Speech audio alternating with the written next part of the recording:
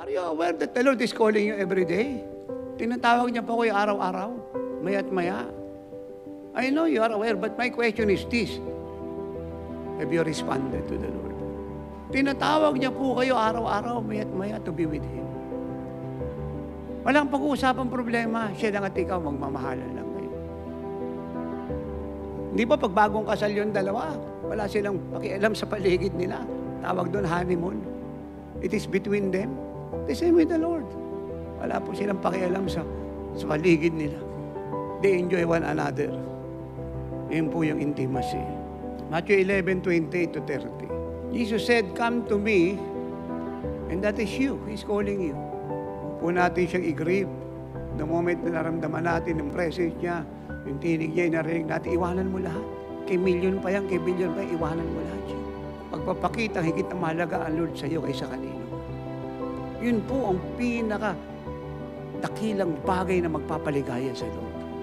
At marami pong panahon, tinitest niya tayo riyan. But sad to say, kukunti po yung nakapasa. Pinag-aantay natin, Lord. Kaya ang nangyari, dahil nag-grieve po siya, hindi na po siya nag-reveal ng sarili niya. Nagantay tayo na nagantay for days, weeks, and months. But the Lord don't visit us. Kaya nasaktan po siya. Hindi man po natin sinasadya, yung nangyari, talagang pinagpalit natin siya. Kasi naramdaman mo na yung presence niya, tinatawag ka na eh. Nagsalita na nga siya, I want you to be with me. Pero busy ka. Lord, mamaya na, Lord. May kausap ako, may appointment ako. Mamamasyal kami ni brother. Marami kaming gagawin. Marami kaming pupuntahan. May service kami ngayon. And the Lord is so good. Gusto po niya na naman ang ginagawa natin, gaano man kahalaga yan. Pag naramdaman natin ang presence niya at narinig natin ang tinig niya, iiwan natin kaagad yan para sumakan niya. Eh, pag naramdaman mo na yung presensya, naramdaman mo na yung tinig niya, kahit nagpapapos ka pa riyan, at nagpapagandang babae, at nagpapagandang lalaki ka pa, iwanan mo na lahat yan, pati nakapalibot sa'yo, kay bilyonaryo pa lahat yan, and run to Jesus.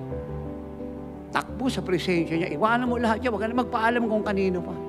Kaya kung sila po talaga ay gusto mag-inquire, answer them politely and kindly and say, the Lord is calling me. Tanyo si Samuel, sa murang gulang, ilang ulit siyang tinawag ng Lord, answer me please. 3 ulit. Ganun po kaigiran, Lord. May fellowship tayo.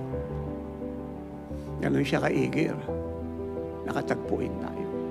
May batang-bata pa si Samuel.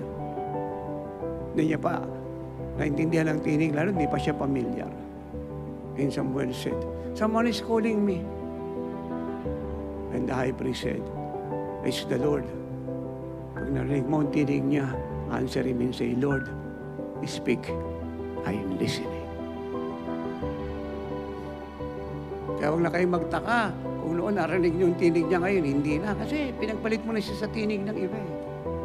Ilang ulit kanyang tinatawag, hindi mo siya marinig kasi narinig mo si brother, si sister, pera, trabaho, negosyo. Napakarami mong naririnig.